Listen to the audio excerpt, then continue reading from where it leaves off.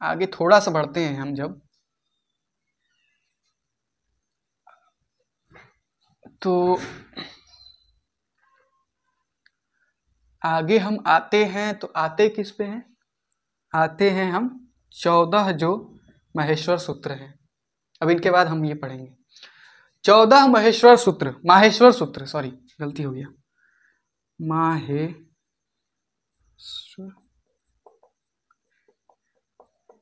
सूत्रों की बात होती, ठीक है। इन माहेश्वर सूत्रों की बड़ी खास बात है, ये इतने मतलब बढ़िया से लिखे गए हैं, इतने सोच विचार करके लिखे गए हैं कि इसमें पूरी की पूरी पाणिनीय व्याकरण जो है इसी पर एकदम टिकी हुई है, एकदम उनका मूल है ये, पाणिनीय व्याकरण का ये मूल है। इसी से आप समझेंगे, जब भी देखेंगे आपको इसी की आवश्यकता पड़ेगी, इन्हीं सूत्रों की आवश्यकता पड़ेगी, ठीक है। तो ये सूत्र बड़े इंपॉर्टेंट है, बड़े ही आवश्यक है, अति आवश्यक।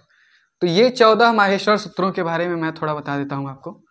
एक कथा है, प्राचीन कथा है, मतलब कही जाती है, जिसकी सत्यता की पुष्टि हम नहीं करते हैं।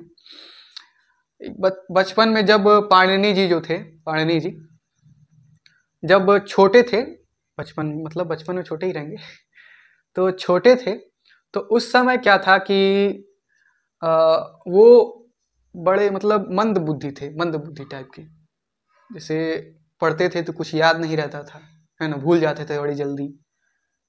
सर जी सवाल दिए, गुरुजी सवाल दिए तो बड़ा टाइम लगाते थे सॉल्व करने में, है ना, तो उनको बड़ा टाइम लगता था, समय लगता था।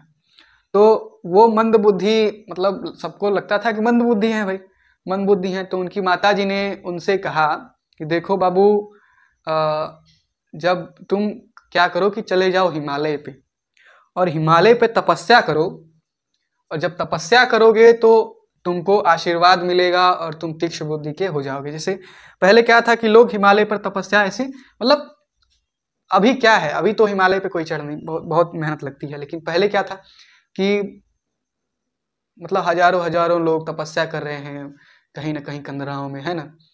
तो क्या था कि उस समय ये मतलब उन्होंने उन्होंने उनको ये कहा, उनकी माता जी ने, जाओ और तपस्या करो और तुमको आशीर्वाद स्वरूप तीक्ष्ण बुद्धि प्राप्त होगी, ठीक है। तो वो गए, ऐसा ही किया उन्होंने।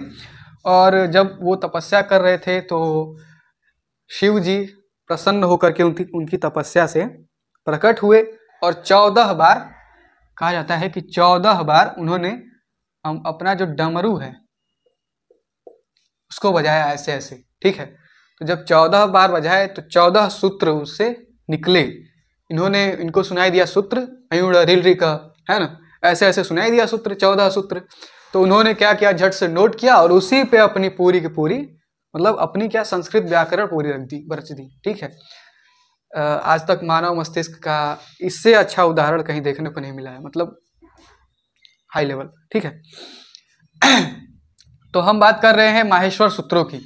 अच्छा, इनके बारे में एक और प्रसिद्ध है कि ये माहेश्वर मतलब महेश्वर द्वारा दिए गए सूत्र, महेश्वर मतलब शिव जी, तो शिव जी द्वारा दिए गए ये सूत्र 14 सूत्र, इसलिए माहेश्वर नाम पड़ा। कुछ लोग कहते हैं कि नहीं, माहेश्वर नाम इसलिए नहीं पड़ा, बल्कि इसलिए पड़ा क्योंकि पाणिनि जी जो है कि माहेश्वर संप्रदाय से थे, तो इसलिए महेश्वर संप्रदाय से थे, तो इसलिए ये माहेश्वर सूत्र पड़ गया, इस सूत्र का नाम 14 माहेश्वर सूत्र, है ना। कुछ लोग कहते हैं कि नहीं, पाणिनि जी ने ये अपने उनके ही मस्तिष्क का ये उपजा हुआ था, तो उन्होंने अपने मस्तिष्क का उपयोग करके इन 14 सूत्रों को रचा और फिर उसके आधार पे पूरी पूरी व्याकरण रच डाली, ऐसे ऐसे, ठीक है। तो